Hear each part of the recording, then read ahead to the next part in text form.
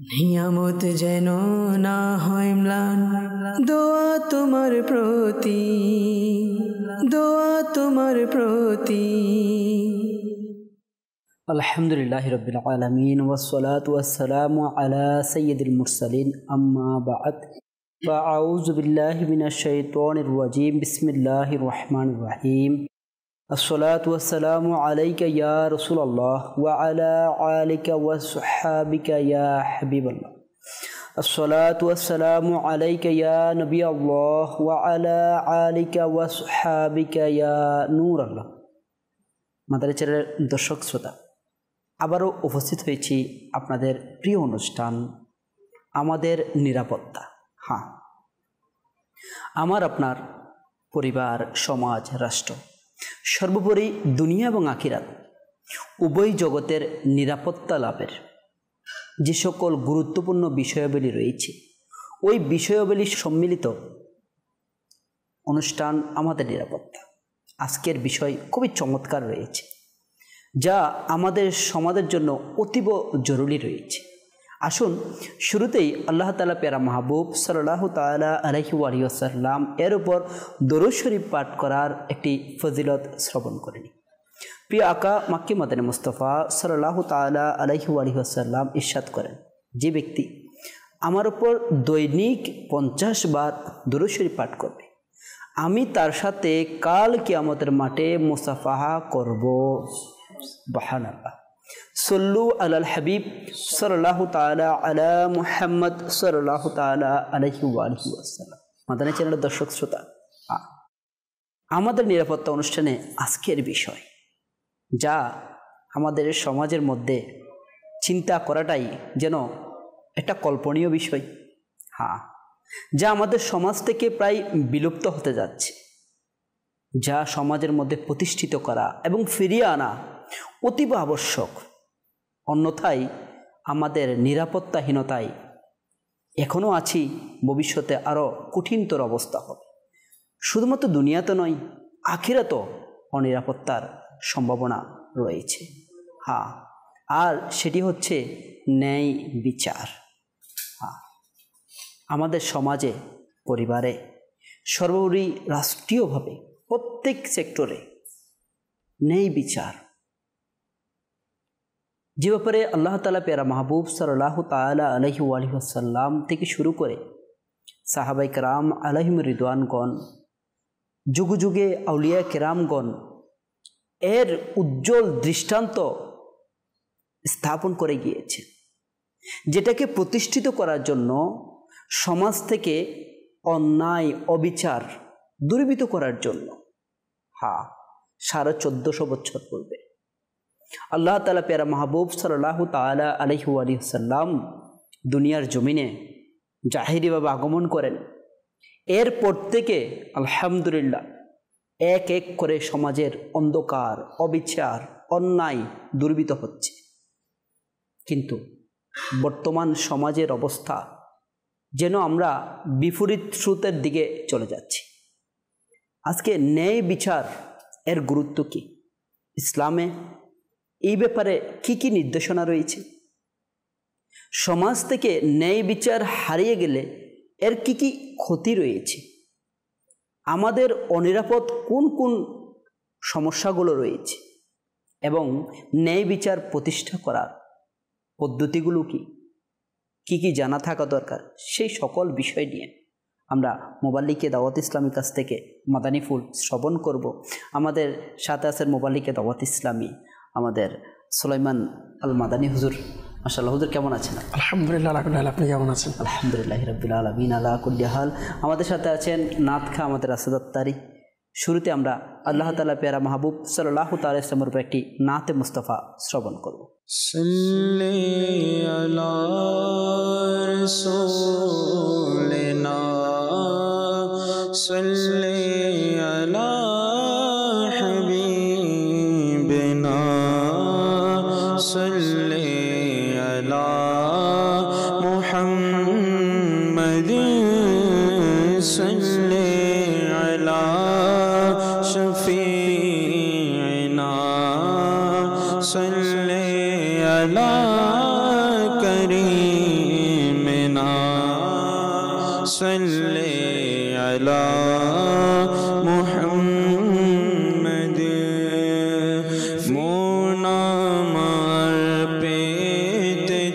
চায় গো তোমার দিদার মন আমার পেতে চায় গো তোমার দিদার মন আমার পেতে চায় গো তোমার দিদার প্রিয় নবী করো পূরণ আশা আমার প্রিয় নবী করো পূরণ আশা আমার পূর্ণিমা রজনী আর নূরানী বাহার পূর্ণিমা রজনী আর নূরানী বাহার প্রিয়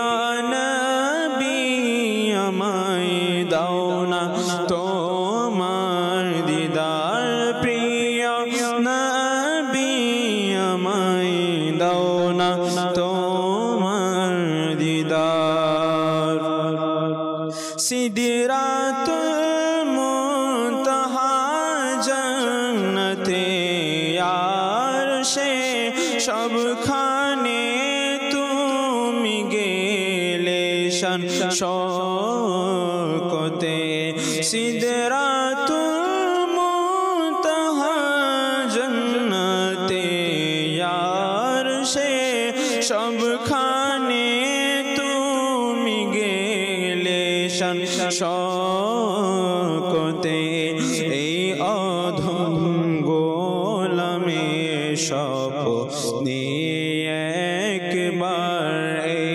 অধম গোলামে স্বপ্নে একবার প্রিয় নবী এসে তুমি দাও না দিদার প্রিয় নবী এসে তুমি দাও না দিদার মন আমার পেতে চায় গো তোমার দিদার মন আমার পেতে চায় গো তোমার দিদার প্রিয় নবী করো পূরণ আশা আমার নির্জন জায়গায় কবর রাতের আধার কাফন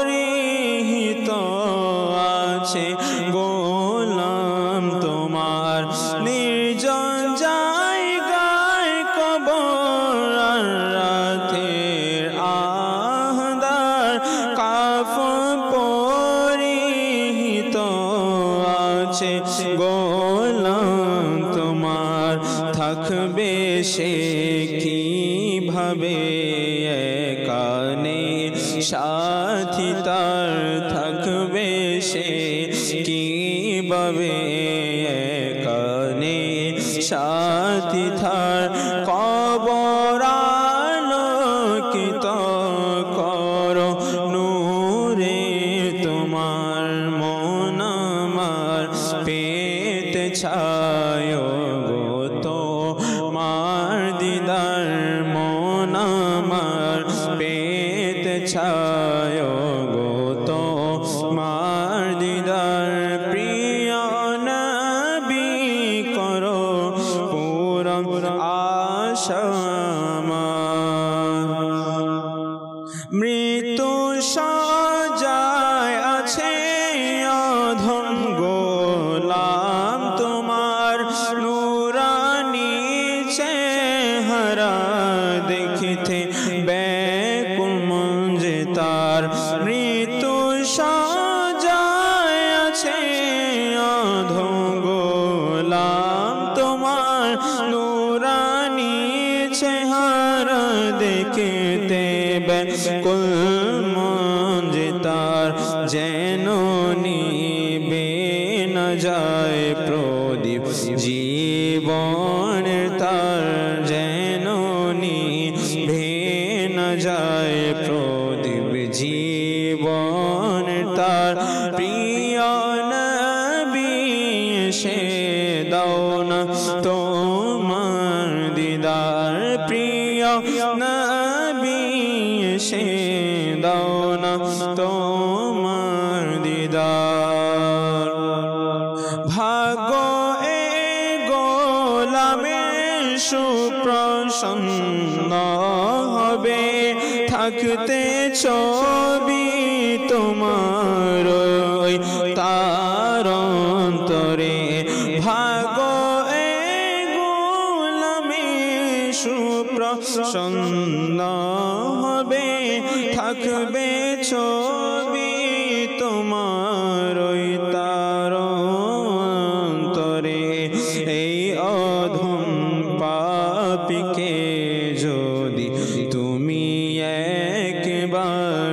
এই অধম পাপীকে যদি তুমি একবার প্রিয় নবী সে দাও না তোমার দিদার প্রিয় নবী সে দাও না তোমার দিদার মন আমার পেতে চায় গো তোমার দিদার মন আমার পেতে চায় গো তোমার দিদার প্রিয় নবী সে দাও না তোমার দিদার। নিশ্চয়ই মাদানী চ্যানেলের দর্শক শ্রোতা, আশিকে রাসূলের তামান্না তো এটাই হয়ে থাকে, হোক না হাজারো গুনেগার বদকার অপরাধী আসামি, আর সকল আসামিদের রেহাই মিলার মুক্তি মিলার ওই একটাই তো রাস্তা রয়েছে, আল্লাহ তাআলা পেয়ারা মাহবুব সাল্লাল্লাহু আলাইহি ওয়াসাল্লামের দিদার নসিব হয়ে যাওয়া। আল্লাহ তাআলা আমাদের প্রত্যেকেই যেন আল্লাহ তাআলা পেয়ারা মাহবুব সাল্লাল্লাহু আলাইহি ওয়াসাল্লামের সাচ্চা আশিকে রাসূল হিসেবে কবুল করেন এবং আল্লাহ তাআলা পেয়ারা মাহবুব সাল্লাল্লাহু আলাইহি ওয়াসাল্লামের দিদার দ্বারা আমাদেরকে ধন্য করেন।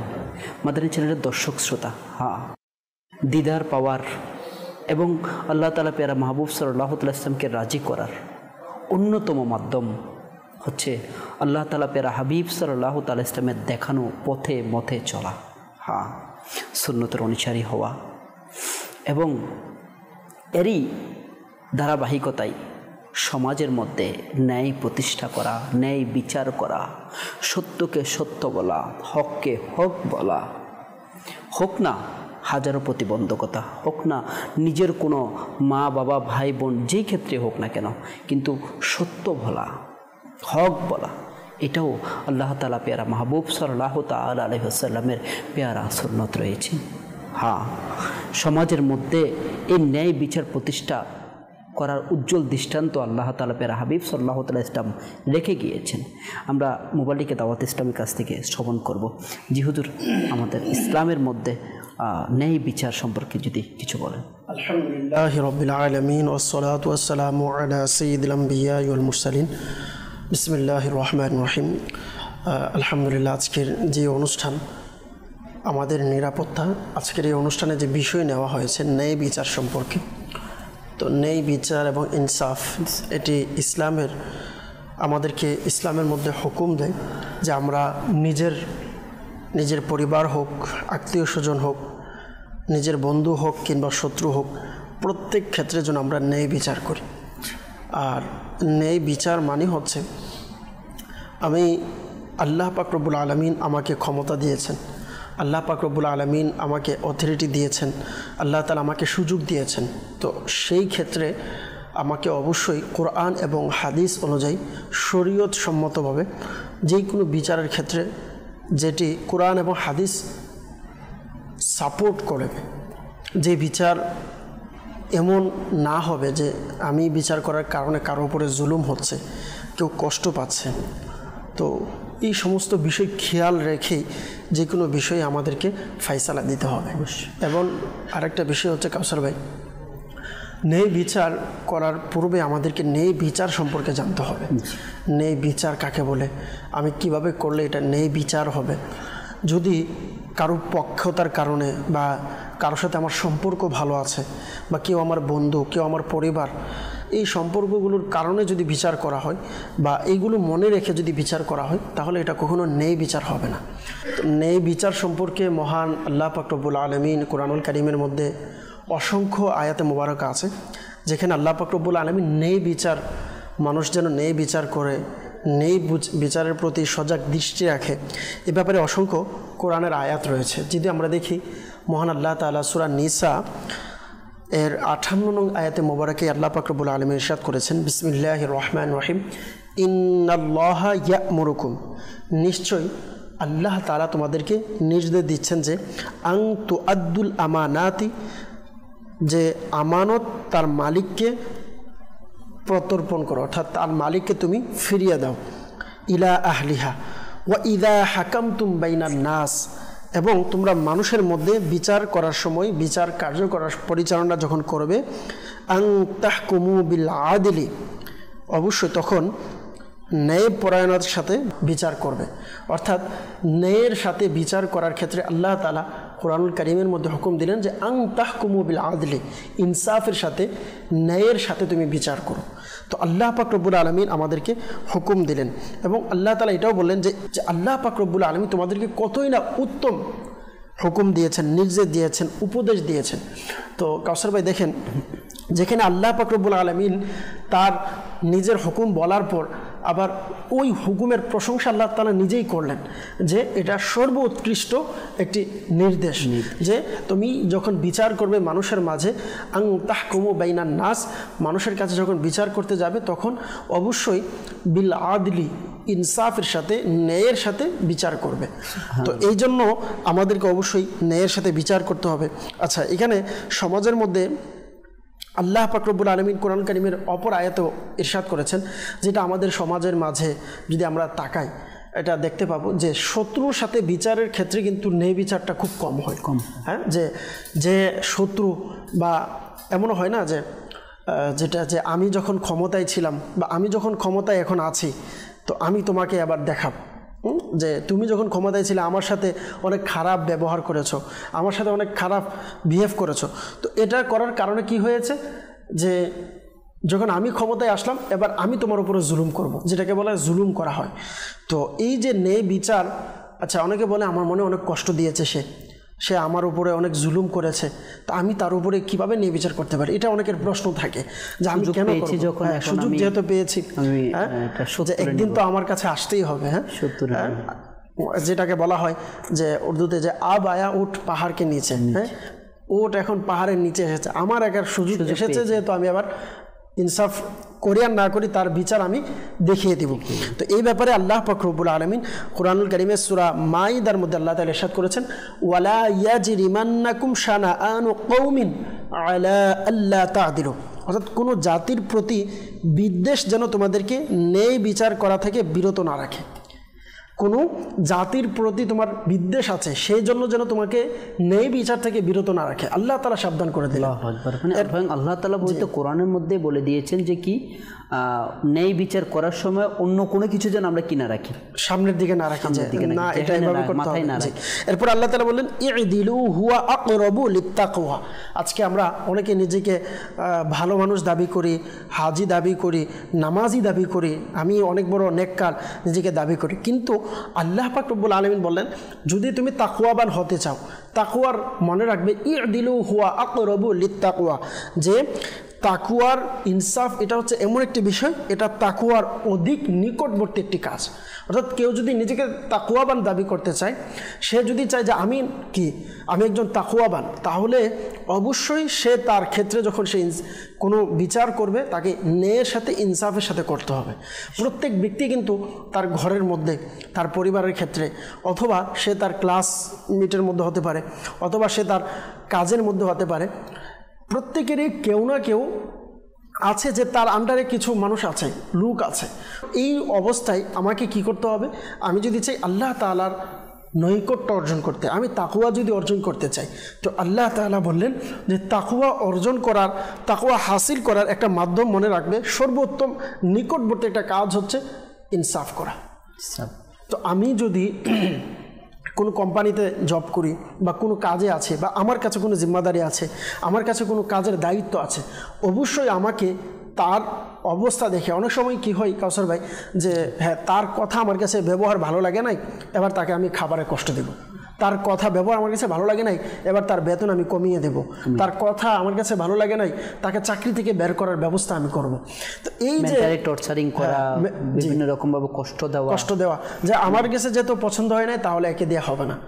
এই যে এই বিষয়গুলো, তো মনে রাখবেন যে আমি যত বড়ই নিজেকে নেককার দাবি করি, নিজেকে অনেক বড় আল্লাহ পাকের নৈকট্যশীল বান্দা দাবি করি, তো মনে রাখবেন নৈকট্যশীল বান্দা হওয়ার জন্য যেটা সবচেয়ে নিকটবর্তী একটা জিনিস, আল্লাহ তাআলা বলেন যে ইদিলু হুয়া আকরাবু লিত্তাকওয়া, যে তাকওয়া হচ্ছে সর্বনিকটতম একটি জিনিস যে তোমাকে তাকওয়া পর্যন্ত নিয়ে যাবে।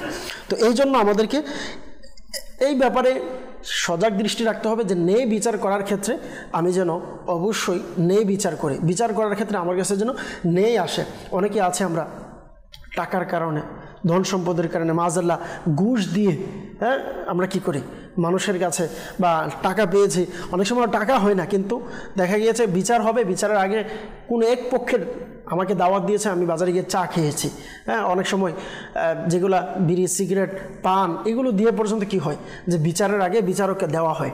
তো এই জন্য আমাকে আপনাকে খেয়াল রাখতে হবে যে আমি আল্লাহ পাকের বান্দা, আমার আল্লাহ তাআলা আমাকে কি হুকুম দিয়েছে। তো আল্লাহ পাক রব্বুল আলামিন বান্দাকে এটাই হুকুম দিয়েছে যে আন তাহকুমু বিল আদল, যে তুমি যখন ফায়সালা করবে তখন ইনসাফের সাথে কি করবে, ফায়সালা করবে। তো এই ব্যাপারে আবার যদি দেখি আল্লাহ পাক রব্বুল আলামিন কোরআনুল কারীমে অপর জায়গায় বললেন যে নিজের বিরুদ্ধেও ন্যায় বিচার করবে। যদি কখনো এমন সুযোগ আসে যে তোমার বিচার তোমার উপরে দেওয়া হয়েছে, তাহলে তখনও কিন্তু ন্যায় বিচার করতে হবে।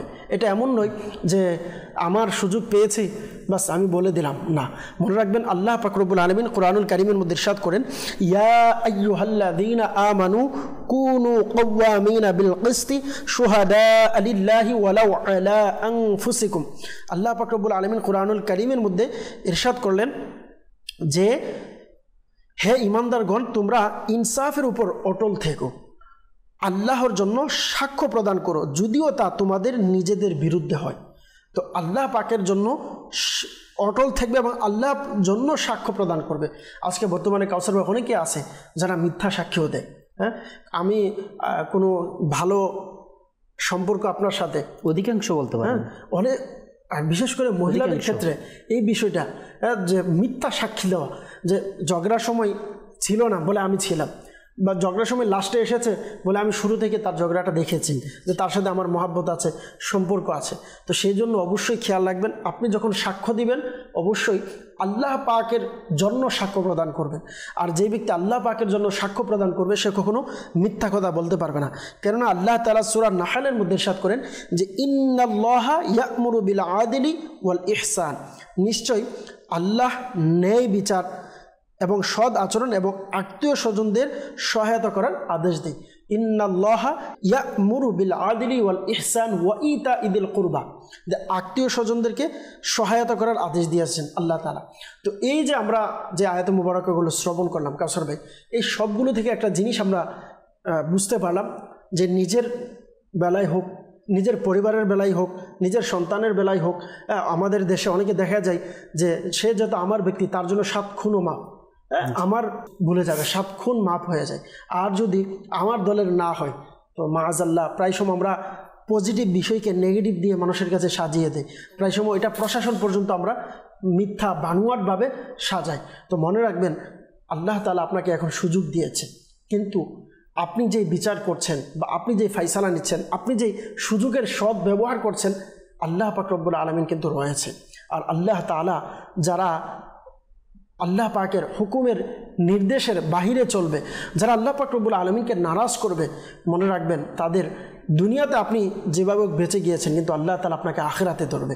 আর এটা কিন্তু কাসরবে আরেকটা বিষয় যে ন্যায় বিচার এটা কিন্তু বান্দার হক। জি, আপনি আল্লাহ পাকের হক কিন্তু আল্লাহ তাআলা ক্ষমা করে দিবেন। এই বিষয়ে ইনশাআল্লাহ আমরা খুব বড় সুন্দর বলেছেন, এই বিষয়ে শুনবো ইনশাআল্লাহ করিম। এছাড়াও আমরা ন্যায় বিচার করার পদ্ধতি কি হতে পারে, হ্যাঁ হয়তোবা অনেকের এই বিষয়টা প্রপারলি জানা নেই, হয়তোবা শরীয়তের ওই ইলমটুকু নেই, যার কারণেই আসলে হয়তোবা অনেকেই ন্যায় বিচার করার ক্ষেত্রে ত্রুটিগুলো করে থাকে।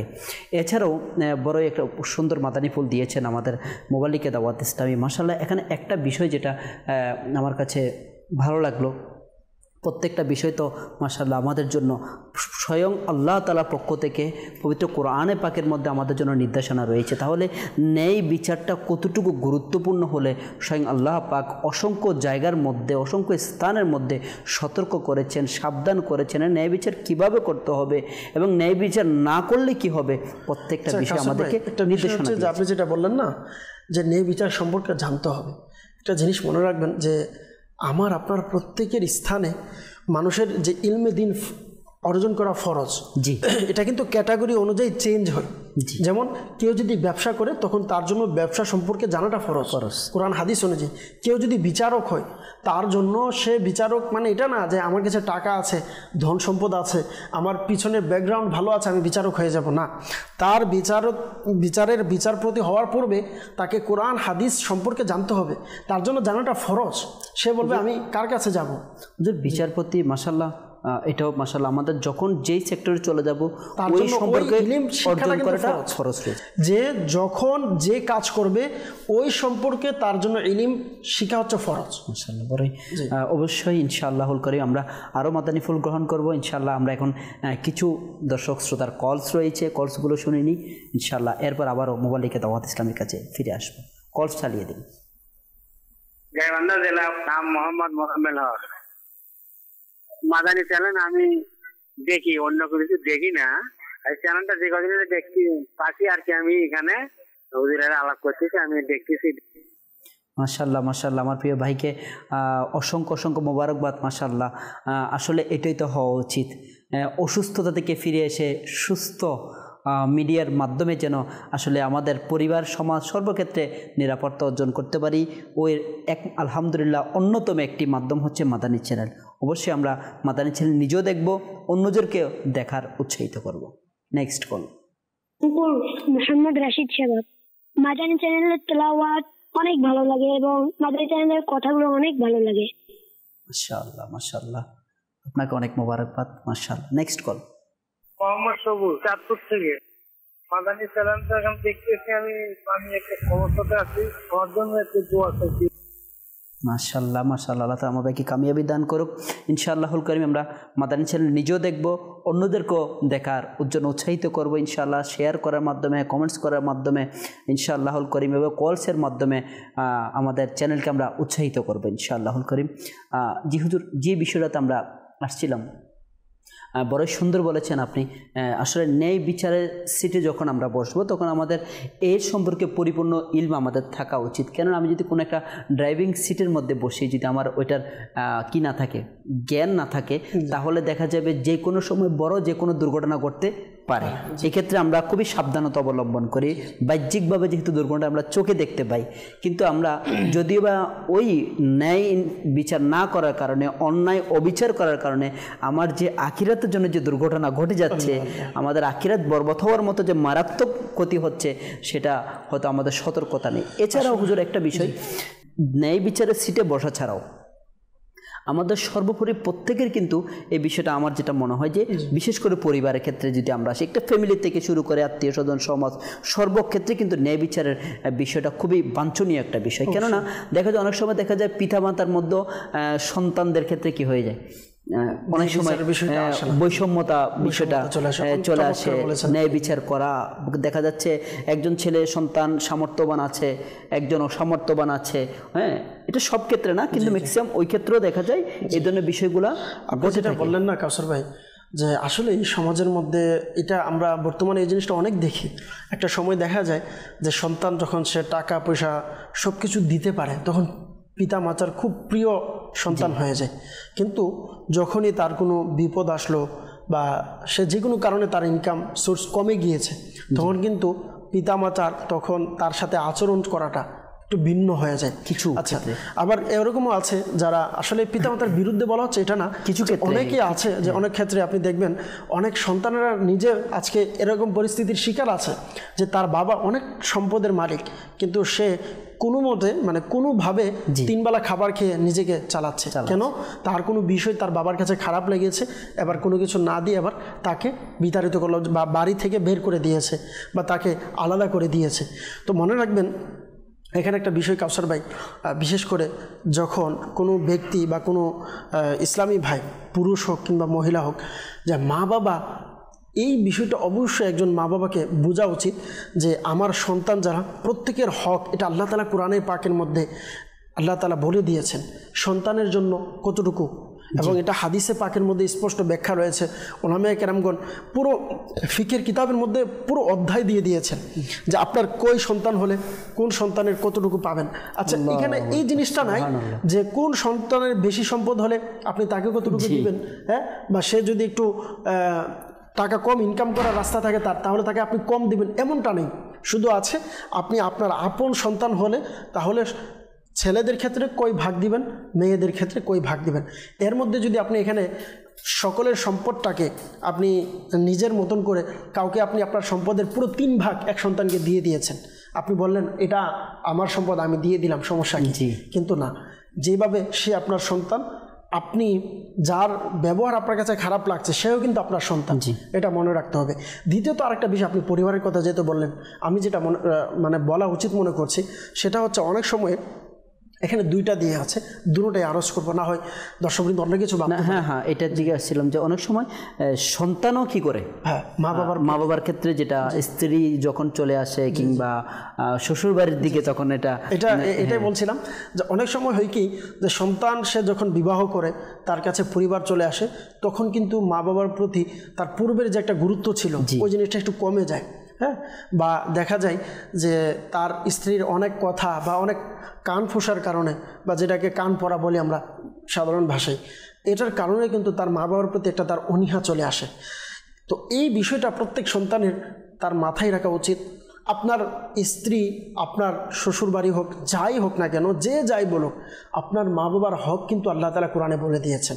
আপনি যতদিন আপনার মা বাবা বেঁচে আছে, আচ্ছা, কোনো মা বাবা যদি তার সন্তানের উপরে জুলুমও করে, সন্তানকে ধৈর্য ধারণ করে তার মা বাবার যে সম্মান, তার মা বাবার যে হক, এটাকে আদায় করতে হবে। আর দ্বিতীয় আরেকটা বিষয় সেটা হচ্ছে, অনেক আছে, এটা তো বললাম, আরেকটা সাইড আছে যারা মা বাবাকে মানতে গিয়ে এবার নিজের স্ত্রীর উপরেও কিন্তু ন্যায় বিচার করে না। যেমন যে কেউ মনে করে যে আমি যখন বিবাহ করেছি আমার স্ত্রী সে হচ্ছে আমার ঘরের চাকরানির মতো, আমার মা বাবার সব কাজ আবার তার উপরে, আমার মা বাবার সব কিছু তার উপরে, সে করতেই হবে, যদি না করে আমি তাকে নেই। বরঞ্চ ইসলাম বলেছে, ইসলামের যেটা শরীয়তের যেটা মাসআলা, যদি আপনার স্ত্রী আপনার মা বাবার সাথে না বনে এমন অবস্থা, তো ওই ক্ষেত্রে ইসলাম এই অনুমতি দেন আপনি আপনার স্ত্রীকে মাজাল্লাহ তালাক দিবেন, আপনি আপনার স্ত্রীকে মাজাল্লাহ ছেড়ে দিবেন। বরং ইসলাম আপনাকে হুকুম দিচ্ছে যে যতটুকু সম্ভব আপনি উভয় দিক থেকে ঠিক রেখে আপনি আদবের সাথে আপনি আপনার মা বাবাকে বোঝান, আপনি মহাব্বতের সাথে আপনার স্ত্রীকেও বোঝান। কারণ আপনি আপনার স্ত্রীকেও ফেলে দিতে পারবেন না, কারণ আপনার মা, একটা জিনিস মনে রাখবেন, আপনার ঘরে যে স্ত্রী এসেছে সে কিন্তু তার মা বাবা, তার পরিবার, তার এলাকা সব ছেড়ে দিয়ে আপনার কাছে এসেছে।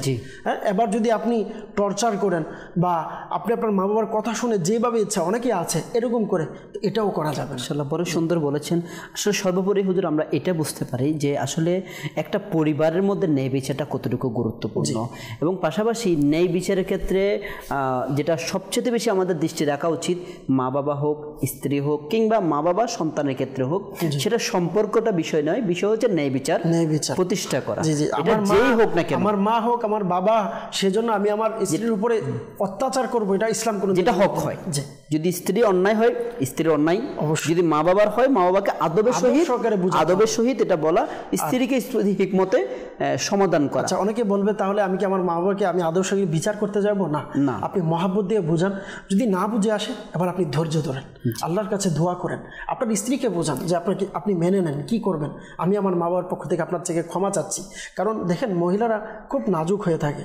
আপনি যদি স্বামীর পক্ষ থেকে যখন তার মা বাবার পক্ষ থেকে একটা সাপোর্ট পায়, তখন অনেক ক্ষেত্রে কিন্তু স্ত্রী এটাকে সহ্য করে নেয় যে যাই হোক আমার শ্বশুর আমাকে না মানুক, আমার স্বামী তো আমাকে বুঝাচ্ছে, বুঝ দিয়েছে। এটা তো কমন একটা ব্যাপার যে আসলে প্রত্যেকের শাসনের একটা সীমারেখা আছে। অবশ্যই হ্যাঁ, আমি আমার সন্তানের ক্ষেত্রে শাসন করার ক্ষেত্রে সীমা রাখার যে পদ্ধতি সেটা আমি আমার স্ত্রীর ক্ষেত্রে অ্যাপ্লাই করতে পারবো না।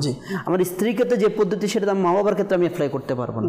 এটা তো সহজভাবে আমাদের ওইভাবে করে সীমা রাখা রেখেই আমাদেরকে সর্বোচ্চ, কারণ আমরা কোরআনের আয়াতে শুনেছি যে পরিবার দেখে কিন্তু কি করা যাবে না, ন্যায় বিচার, যে পরিবার সবকিছু খেয়াল রেখে আপনাকে ন্যায় বিচার করতে হবে।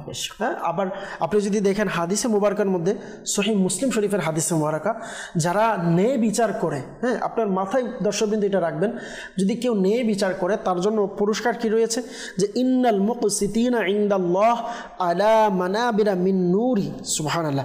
যারা ইনসাফ করে তারা কিয়ামতের দিন আল্লাহর কাছে নূরের মিম্বরে বসবে। সুবহানাল্লাহ। যারা ইনসাফ করবে তারা আল্লাহ পাকের নিকট নূরের মিম্বরে বসবেন। আল্লাহু আকবার। কাল কিয়ামতের ময়দানে নূরের মিম্বর আল্লাহ পাক রব্বুল আলামিন আম্বিয়া কিরামদেরকে দান করবেন। তো ওই ক্ষেত্রে আল্লাহ পাক রব্বুল আলামিন এটাও ফজিলত বান্দাকে দিলেন, যদি বান্দা ইনসাফের সাথে সে দুনিয়াতে চলে তাহলে কাল কিয়ামতের ময়দানে তাকে নূরের মিম্বর প্রদান করবেন। 7 শ্রেণীর লোক রয়েছে যাদেরকে কিয়ামতের দিন ছায়ার স্থান আল্লাহ তাআলা দান করবেন। এর মধ্যে বললেন একজন হচ্ছেন ন্যায় পরায়ণ শাসক। সুবহানাল্লাহ। অর্থাৎ আল্লাহ তাআলা আরশে আজিমের ছায়ার নিচে আল্লাহ তাআলা তাকে ছায়া প্রদান করবেন। মাশাআল্লাহ। যে ব্যক্তি ন্যায়পরায়ণ হবে, যেই ব্যক্তি ইনসাফের সাথে বিচার করবে। তো এটা অবশ্যই আমার আপনার খেয়াল রাখা উচিত, বিশেষ করে যারা কোনো প্রতিষ্ঠানের প্রধান হয়। হ্যাঁ, যদি কোনো প্রতিষ্ঠান হোক বা দায়িত্বশীল অবস্থায় থাকে, এটা কিন্তু আল্লাহ পাকের নিকট ভয় করা উচিত। কারণ আল্লাহ রাসূল সাল্লাল্লাহু আলাইহি ওয়াসাল্লাম শুধুমাত্র নবুয়াত প্রকাশের পূর্বেই, নবুয়াত এলানের প্রকাশ করার পূর্বেই আল্লাহ রাসূল সাল্লাল্লাহু আলাইহি ওয়াসাল্লাম ইনসাফ করার জন্য হিফজুল ফুজুল সংগঠন নামে একটি সংগঠন করেছেন, যাতে ইনসাফ করা হয়। মাশাআল্লাহ, আপনি বড় সুন্দর একটা পয়েন্ট বলছেন, মাফ করে দিন তো কেটে দিয়েছি, আসলে খুব চমৎকার একটা বিষয়। এই টপিকটা নিয়ে আমাদের একটু বিস্তারিত কিছু বিষয় আমাদের জানা উচিত ইনশাআল্লাহ। এর আগে ইনশাআল্লাহ আমরা নাতখার কাছ থেকে একটি নাতে মুস্তাফা শ্রবণ করি, ইনশাআল্লাহ আমরা আবারও মোবালিকা দাওয়াত ইসলামীর কাছে ফিরে আসবো। তুমি মোর প্রাণ, তুমি মোর জান, ও গো প্রিয় নবী, তুমি মোর প্রাণ, তুমি মোর জান, ও গো প্রিয় নবী, তব তরে কুরবানে প্রাণ, ও গো প্রিয় নবী, তব তরে কুরবানে প্রাণ, ও গো প্রিয় নবী, করো মোর সব আশা পূরণ, ও গো প্রিয় নবী আকা, করো মোর সব আশা পূরণ, ও গো প্রিয় নবী, দারিদ্র থেকে করো ত্রাণ, দারিদ্র থেকে করো ত্রাণ, ও গো প্রিয়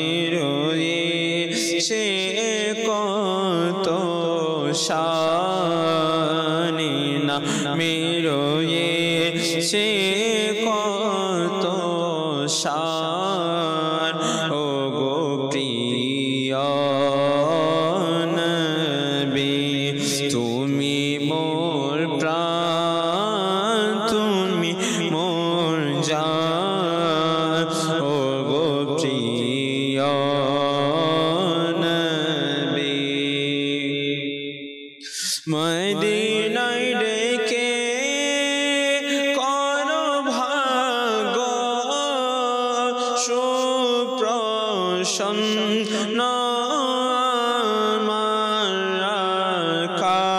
মদিনায় ডেকে করো ভাগ্য সুপ্রসন্ন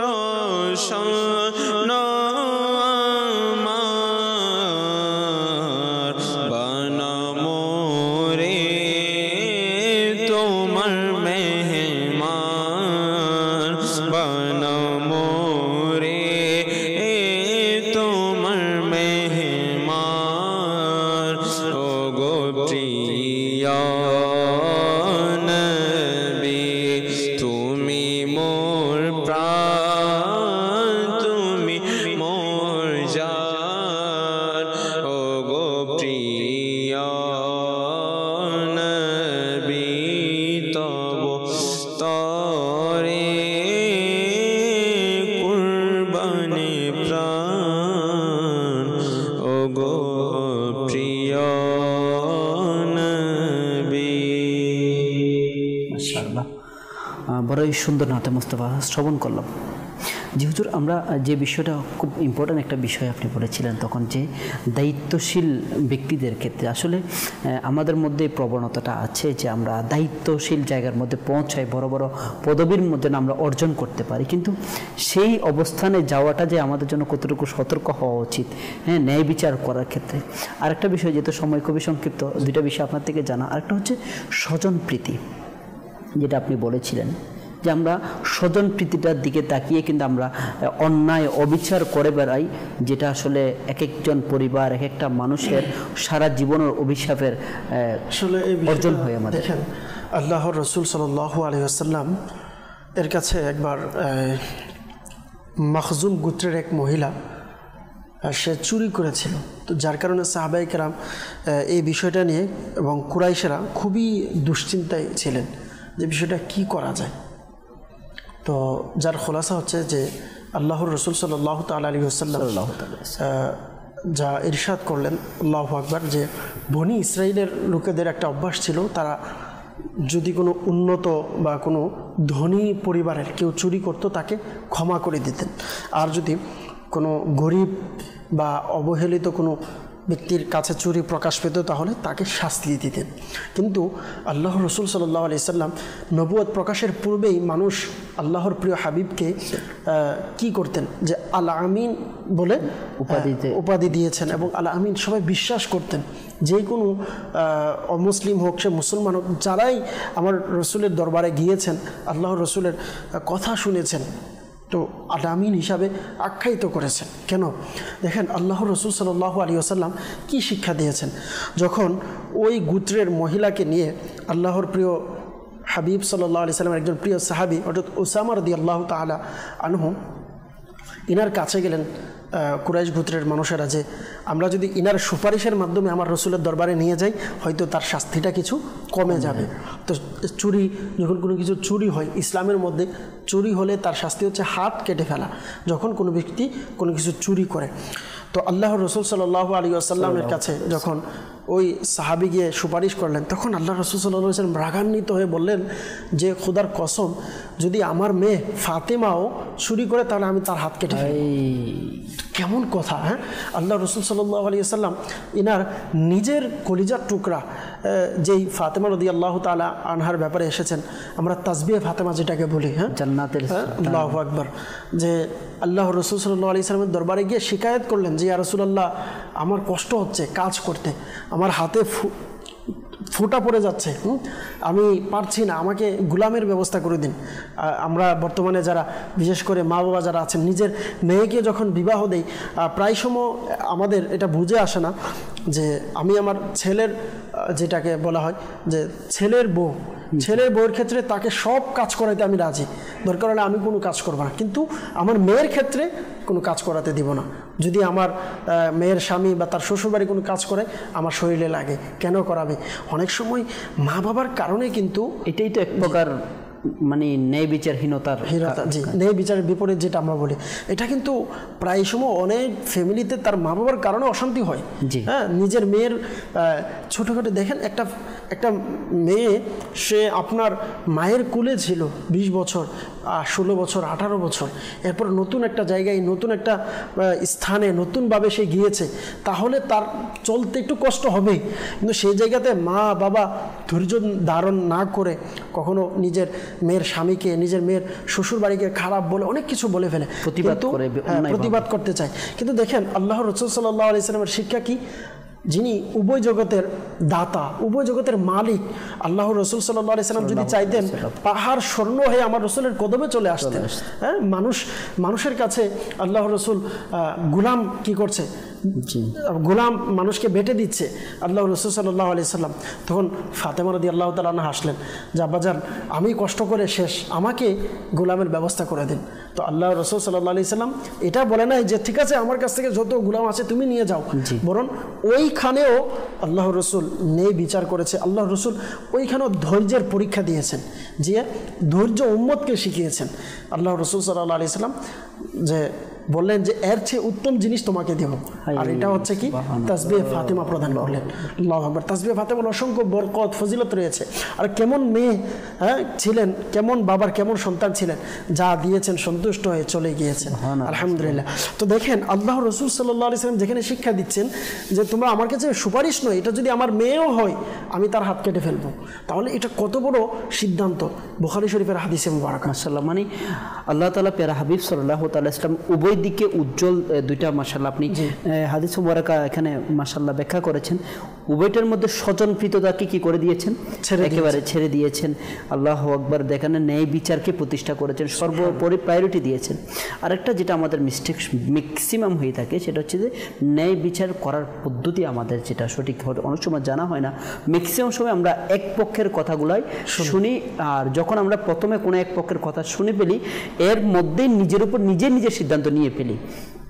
ইসলামের দৃষ্টিতে এক্ষেত্রে কেমন হওয়া উচিত? দেখেন, ইসলামের দৃষ্টিতে অবশ্যই উভয় দিক থেকে শুনতে হবে এবং শোনার পর এটার সাক্ষ্য প্রমাণ এগুলোও জানতে হবে যে আসলে এটার সত্যতা কতটুকু।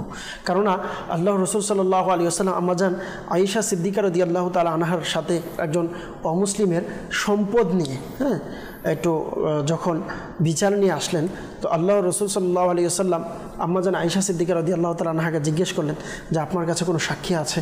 তো বললেন যে ইয়া রাসূলুল্লাহ আমার কাছে নাই।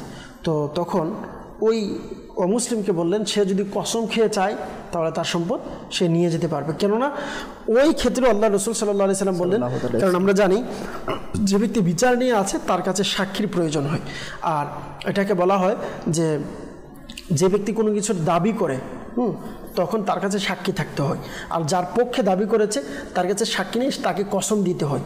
যে অর্থাৎ বিচারের সিস্টেম হচ্ছে যে ব্যক্তি কোনো কিছুর দাবি করবে, যে কেউ বলবে যে আমি বা আমার এই জিনিসটা আমার বা এই জিনিসের ব্যাপারে আমার সাথে অন্যায় হয়েছে, তখন তার উপর দায়িত্ব হচ্ছে কি, বিচারকের দায়িত্ব হচ্ছে তার থেকে সাক্ষী নেবে। আচ্ছা, সে ব্যক্তি যদি সাক্ষী দিতে না পারে, এবার যার নামে সে কি করেছে, অভিযোগ করেছে, ওই ব্যক্তি থেকে সাক্ষী নেবে না, ওই ব্যক্তি থেকে কসম নেবে। যে তুমি কসম করে বলো যে সে যেটা বলেছে সেটা সাক্ষী না থাকে, জি যে সে যেটা বলেছে সে এটা কি তোমার যেটা বলেছে এটা মিথ্যা। তো সে যদি কসম খেয়ে বলে তখন তার কথাটাকে কী করতে হবে, প্রায়োরিটি দিতে হবে, তার কথাটাকে গ্রহণযোগ্য করতে হবে। এ ব্যাপারে আসলে পুরো এক ভাব রয়েছে। তো এই জন্য দর্শকবৃন্দকে বলবো, সম্ভব হলে আলহামদুলিল্লাহ যেখানে ইলমে দ্বীনের মজলিসের আজকে আমরা মাদানী চ্যানেলের মাধ্যমে, মাদানী চ্যানেলের বরকতে কিন্তু এতটুকু আমরা শুনতে পেরেছি, জানতে পেরেছি। তো এইভাবে যদি আমরা মাদানী চ্যানেলের সঙ্গে থাকি ইনশাআল্লাহ কারীম এরকম আরও অসংখ্য বিষয় আমরা জানতে পারবো, ন্যায় বিচার সম্পর্কে বিস্তারিত জানতে পারবো ইনশাআল্লাহ কারীম। তো এই জন্য সকলকে দাওয়াত দাওয়াত দিব। আলহামদুলিল্লাহ দাওয়াত ইসলামীর সাথে সঙ্গ হন ইনশাআল্লাহ করিম। আল্লাহ পাক চাইতো আল্লাহ পাকের দয়া ইনশাআল্লাহ করিম নেই বিচারের যে বিষয়টা ইনশাআল্লাহ করিম আল্লাহ পাক চাইতো ইনশাআল্লাহ আপনার কাছে চলে আসবে ইনশাআল্লাহ। মাদানী মহল দাওয়াত ইসলামীর সাথে আসেন, আশিকের রসুলের সাথে আসেন, পরিশেষে দাওয়াত দিব। আলহামদুলিল্লাহ দাওয়াত ইসলামীর বিভাগীয় পর্যায়ের 3 দিনের সুন্নতে ভরা ইজতিমা আগামী বুধ, বৃহস্পতি, শুক্রবার। আলহামদুলিল্লাহ অসংখ্য হাজারো লক্ষ আশিকের রসুল আল্লাহ পাক যদি চাই আসবে ইনশাআল্লাহ। আসুন, আপনাকে দাওয়াত দেব। আল্লাহ পাক চাইতো ইনশাআল্লাহ করিম দেখবেন এখানে কত সুন্দর পরিবেশ। আল্লাহ পাক চাইতো ইনশাআল্লাহ নিজেকে পরিবর্তন করা, নিজেকে শরীয়তভাবে চলার জন্য প্রস্তুত করার জন্য খুবই সহজ একটি রাস্তা হয়ে যাবে ইনশাআল্লাহ। মাশাআল্লাহ, বড় সুন্দর বলেছেন। আলহামদুলিল্লাহ রাব্বিল আলামিন। মাশাআল্লাহ, সুসংবাদও দিয়ে দিয়েছেন মাদানী চ্যানেলের দর্শক শ্রোতা আমাদের মোবাইলিকে দাওয়াত ইসলামী। হ্যাঁ, ন্যায় বিচার করার পূর্বে যখনই আমরা পরিবারে থাকি, সন্তান হই, পিতামাতা হই, কিংবা আমরা কোনো দায়িত্বশীল অবস্থানের মধ্যে থাকি এবং সর্বোপরি রাষ্ট্রীয় পর্যায়ে থাকি, যেখানে থাকি না কেন ন্যায় বিচার করার একটা উত্তম পদ্ধতি মাশাআল্লাহ মোবাইলিকে দাওয়াত ইসলামী বলে দিয়েছেন।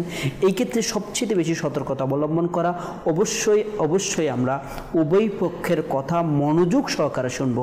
অনেক সময় দেখা যায় যখন আমরা এক পক্ষের কথা শুনিনি তখন আমাদের মাইন্ড সেট আপ হয়ে যায়, আমরা একটা সিদ্ধান্তে পৌঁছে যাই। দ্বিতীয় পক্ষের কথা শুনলেও গুরুত্ব দিই না, অনীহার সাথে শুনি এবং যার কারণে আমরা অন্যায় অবিচারের মধ্যে অজান্তে লিপ্ত হয়ে যায়। তো এক্ষেত্রে সতর্কতা অবলম্বন করা, প্রথম পক্ষের কথা শোনার পর আমরা কোনো সিদ্ধান্ত উপনীত হব না। আমরা যা সেটা শুনবো রেকর্ড হিসেবে এবং দ্বিতীয় পক্ষের কথা শুনবো, এরপর সাক্ষী বিভিন্ন বিষয় বিবেচনা করে কোনো একটি সিদ্ধান্তে আমরা পৌঁছাবো। এর দ্বারাই আলহামদুলিল্লাহ পরিবার, সমাজ, রাষ্ট্র, সর্বোপরি সর্বক্ষেত্রে আমাদের ন্যায় বিচার প্রতিষ্ঠা হবে ইনশাআল্লাহুল করিম। মোবাইলিকে দাওয়াত ইসলামী দাওয়াত দিয়ে দিয়েছেন আলহামদুলিল্লাহ। প্রত্যেকে আবারও আহ্বান জানাবো আলহামদুলিল্লাহ। চট্টগ্রামের বিভাগীয় 3 দিনের ইজতিমা কর্ণফুলী ক্রসিং মোড় পারাবিল সংলগ্ন আলহামদুলিল্লাহ আলিশান 3 দিনের সুন্নত ভরা ইজতিমা অনুষ্ঠিত হতে যাচ্ছে 30 এপ্রিল, 1 এবং 2 মে, বুধ, বৃহস্পতি এবং শুক্রবার। এই বলে এই দাওয়াতের মাধ্যমেই ইনশাআল্লাহুল করিম আজকের অনুষ্ঠান এখানেই শেষ করছি। আগামী পর্বে ইনশাআল্লাহুল করিম আরেকটি আমাদের সমাজের কোনো একটা গুরুত্বপূর্ণ নিরাপত্তামূলক বিষয় নিয়ে উপস্থিত হব। ততক্ষণ পর্যন্ত ভালো থাকুন, সুস্থ থাকুন, মাদানী চ্যানেল দেখতে থাকুন। সল্লু আলাল হাবিব সাল্লাল্লাহু তাআলা আলা মুহাম্মদ সাল্লাল্লাহু তাআলা আলাইহি ওয়া আলিহি ওয়াসাল্লাম। নিয়ামত যেন না হয় ম্লান, দোয়া তোমার প্রতি, দোয়া তোমার প্রতি।